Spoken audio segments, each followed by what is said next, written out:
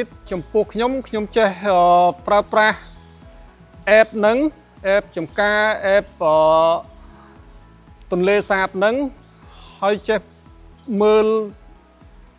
YouTube ចេះ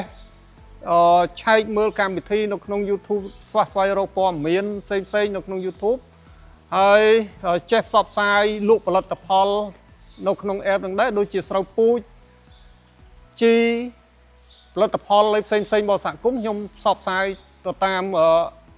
YouTube ដែរទៅតាម Facebook ហ្នឹងដែរខ្ញុំគិតថាទាំងខ្ញុំទាំងសហគមន៍គឺមានប្រយោជន៍ខ្លាំងណាស់ព្រោះអាចលក់ផលិតផលនឹងដាច់ហើយក៏អាចផលិតកម្មកសិកម្មនឹងត្រូវទៅតាមបច្ចេកទេសផងដែរហើយក៏ជាការទំនាក់ទំនងទីផ្សារមួយបានល្អដែរចំពោះខ្ញុំផ្ទាល់ផលិតបានដូចជាបន្លែស្រូវពូជមាន់អីហ្នឹងគឺយើងអត់ចេះលក់ផលិតផលហ្នឹងទេតលតែឈ្មួញមកទិញទៅលក់បើឈ្មួញអត់មកទិញគឺរបស់ហ្នឹងអាចនៅសល់នៅហ្នឹងប៉ុន្តែពេលដែលយើងចេះប្រើប្រាស់ digital ហ្នឹងហើយណាយើងចេះផុសយើងចេះផ្សព្វផ្សាយទៅតាម digital ហ្នឹងគឺលក់ផលិតផលហ្នឹងដាច់អញ្ចឹងស្រូវពូជអីហ្នឹងគឺអត់សល់ទេ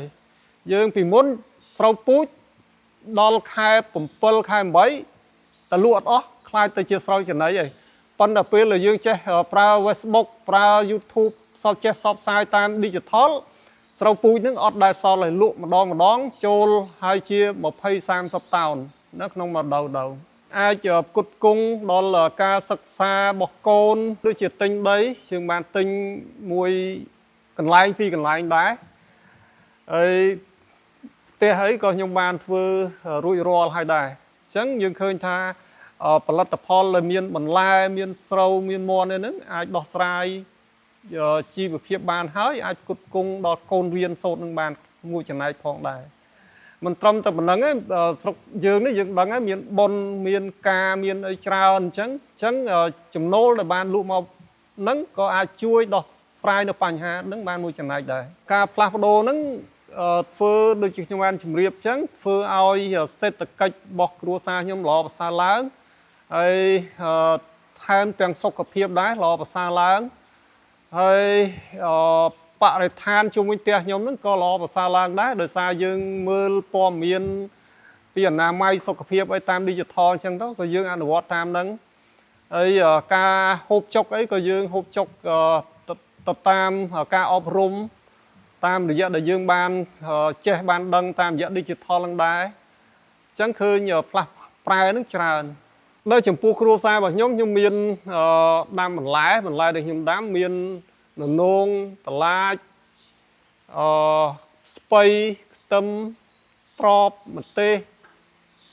ហើយខ្ញុំមានរូងដាំបន្លែមួយហើយចំពោះសត្វខ្ញុំមានគោមាន់ទាហើយខ្ញុំមានឡជីវៈស្មានមួយហើយចំពោះឡជីវៈស្មានវាមានប្រយោជន៍ច្រើនណាស់សម្រាប់គ្រួសាររបស់ខ្ញុំទី1គឺយើងមានហ្គាសដើម្បីចម្អិនអាហារមានបាយសម្លហ្នឹងដាំទឹកហ្នឹងប្រចាំថ្ងៃគឺយើងប្រើរយៈពេលមួយថ្ងៃគឺអត់អស់ទេហើយយើងបានជី